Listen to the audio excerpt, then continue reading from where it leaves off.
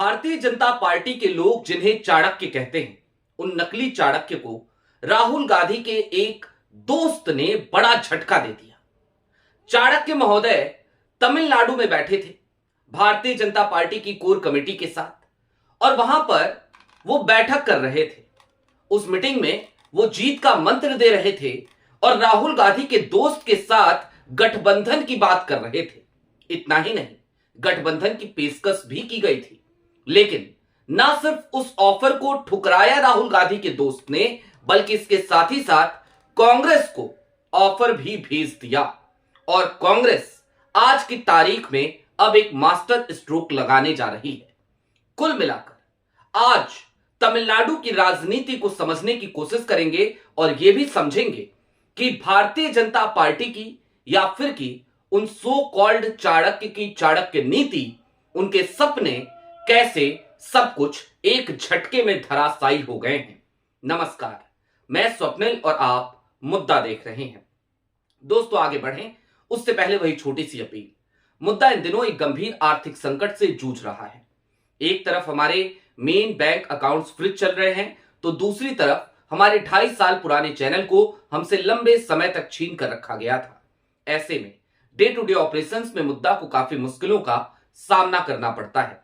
लिहाजा आपसे गुजारिश है, यदि आप चाहें तो स्क्रीन पर दिख रहे क्यूआर कोड या फिर के नीचे दिख रहे यूपीआई नंबर के जरिए मुद्दा की छोटी छोटी मदद जरूर कीजिएगा।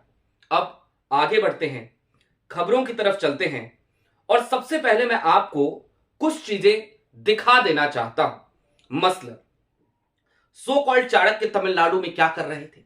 आपके स्क्रीन पर दैनिक जागरण की एक खबर है। दैनिक जागरण की एक खबर क्या बताती है? चुनाव लड़ने की बजाय जीत पर फोकस, तमिलनाडु में टीवीके के साथ गठबंधन पर विचार कर रही भाजपा। यह हेडलाइन दरअसल पूरी कहानी नहीं बता रही। पूरी कहानी तो यह है कि ये जो गठबंधन की अटकलें लगनी शुरू हुई और गठबंधन की जो बातचीत हुई, इस बातचीत में खुद अमित शाह वहां पर मौजूद थे।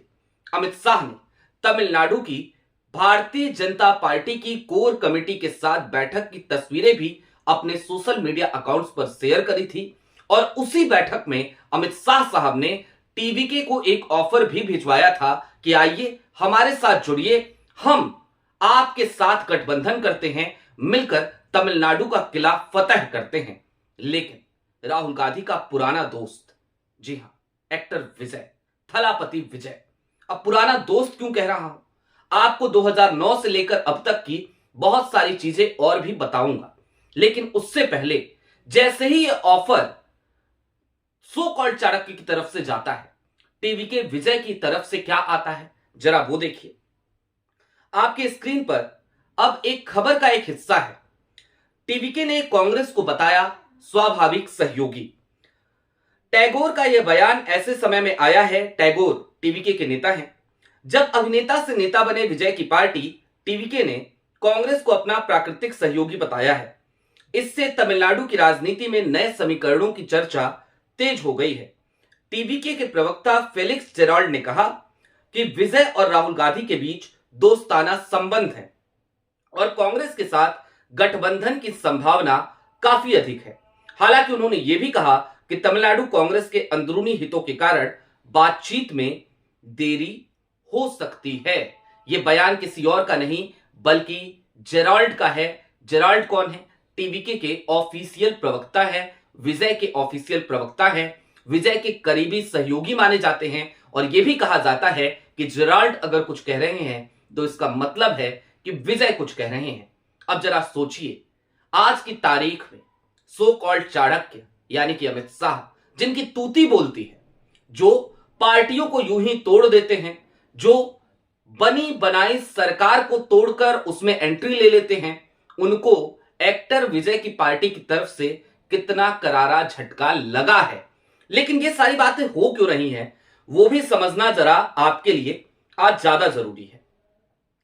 सबसे पहले आपकी स्क्रीन पर एक हेडलाइन है, इस हेडलाइन को देखिए।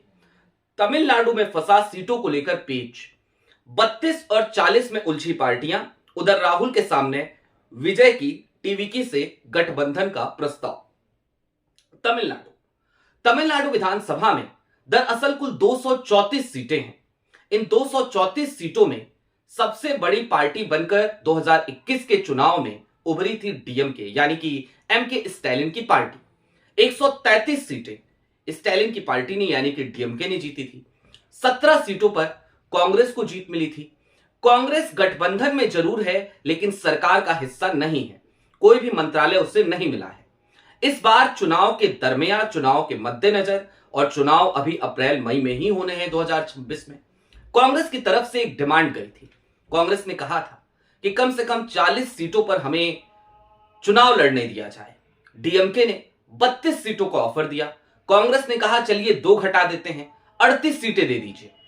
लेकिन 38 सीटों पर भी डीएमके तैयार नहीं हो रही है। दूसरी तरफ राहुल गांधी को उनके आज की तारीख के कुछ विश्वास पात्र सहयोगियों ने एक चीज और समझाई है, और यह समझना आज की तारीख में आपके लिए भी जरूरी है। एमके स्टैलिन की पार्टी और उनके खास तौर पर उनके बेटे उदयनिधि स्टैलिन, उनके बयान अक्सर ही कांग्रेस को नुकसान पहुंचाते हैं, अक्सर ही पहुंचाते हैं। आपको याद होगा बिहार में जब वोट अधिकार यात्रा के दौरान एमके स्टैलिन आए तो इस बात को भी भारतीय जनता पार्टी ने एक बड़ा मुद्दा बनाने की कोशिश करी थी। ऐसे में डीएमके की तरफ से जो नुकसान आज की तारीख में इन क्षेत्रों में, हिंदी भाषी क्षेत्र में, हिंदी बेल्ट में कांग्रेस को होता है, कांग्रेस उससे भी निजात पाना चाहती है। और इसके लिए सबसे मुफीद चेहरा अगर आज की तारीख में कोई कांग्रेस को तमिलनाडु में नजर आ रहा है तो वो कोई और नहीं, एक्टर विजय ही है। एक्टर विजय ऐसा नहीं है कि उनका रिश्ता कांग्रेस से या राहुल गांधी से आज या कल का हो।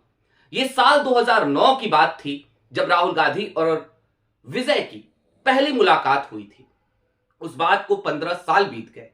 अब उस तरफ चलेंगे, वो पूरा किस्सा सुनाएंगे, लेकिन उससे पहले राहुल और विजय की दोस्ती के कुछ और नमूने आपको हम दिखा देना चाहते हैं। मसलन अभी अगस्त 11, 2025 की यह हेडलाइन है द हिंदू की। टीवी के chief Vijay condemns detention of opposition MPs in Delhi. आपको याद होगा इलेक्शन कमीशन का घेराव करने के लिए इंडिया गठबंधन के तमाम दल राहुल गांधी के नेतृत्व में निकल पड़े थे। अखिलेश यादव जिसमें बैरिकेडिंग फादते हुए भी नजर आए थे। अपोजिशन के तमाम सांसदों को फिर डिटेन कर लिया था अमित शाह साहब की पुलिस ने। इस बात को कंडेम किया था एक्टर विजय ने। एक और खबर देखिए, अभिनेता विजय ने लोकसभा में विपक्ष के नेता चुने जाने पर राहुल गांधी को बधाई दी। यह खबर 26 जून 2024 की है। Rahul Gandhi leader of opposition बनते हैं और एक्टर विजय उस समय पर उन्हें, थलापति विजय उस समय पर उन्हें बधाई देते हैं। अभी हालिया दिनों में विजय की रैली के दौरान एक भगदड़ हुई थी करूर में। आपकी स्क्रीन पर उसकी भी खबर है। करूर भगदड़ को लेकर राहुल गांधी ने अभिनेता विजय को मिलाया फोन। सीतारमन ने किया घटनास्थल का दौरा। ये तमाम वो नमूने हैं जो ये बताते हैं कि कैसे आज की तारीख में राहुल गांधी और विजय, इनके संबंध अभी तक बने हुए हैं। लेकिन ये संबंध आज या कल के नहीं है। ये संबंध दरअसल 2009 से लगातार चल रहे हैं। 2009 का साल था, चुनाव की धुंधुभी बज चुकी थी और उस वक्त पे राहुल गांधी और विजय की मुलाकात हुई थी। विजय उस समय भी राजनीति में संभावनाएं तलाश रहे थे और राहुल गांधी ने उस वक्त भी उनका हाथ थामा था। हालांकि विजय अपनी निजी व्यस्तताओं के कारण, अपने कमिटमेंट्स के कारण उस वक्त पे ना तो कांग्रेस में शामिल हो सके, ना ही वो राजनीति में अपने कदम को आगे बढ़ा सके। देखते देखते 15 साल बीत गए। उसके बाद विजय ने राजनीति में आने का मन बनाया, एंट्री ली, और क्या धमाकेदार एंट्री ली। अपनी पार्टी बनाई टीवीके, और आज उसी टीवीके की तरफ से कांग्रेस को ऑफर मिल रहा है। लेकिन सबसे ज्यादा जो चौंकाने वाली बात है वो ये कि ये ऑफर ठीक उस वक्त पे दिया गया जिस वक्त पे अमित शाह साहब ने खुद टीवीके को ऑफर भेजा था। सोचिए, दरअसल विजय की तरफ से यह करारा झटका अमित शाह को है। विजय की तरफ से यह करारा झटका सो कॉल्ड चाणक्य को है। विजय की तरफ से यह करारा झटका भारतीय जनता पार्टी को है।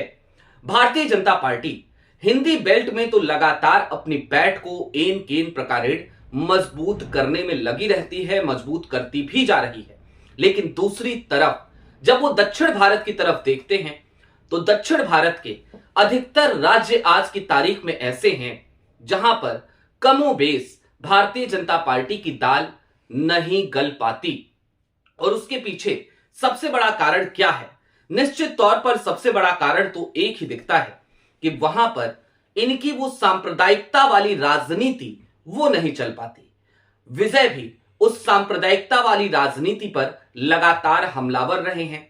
आज की तारीख में विजय की आइडियोलॉजी आइडिया ऑफ इंडिया की आइडियोलॉजी है।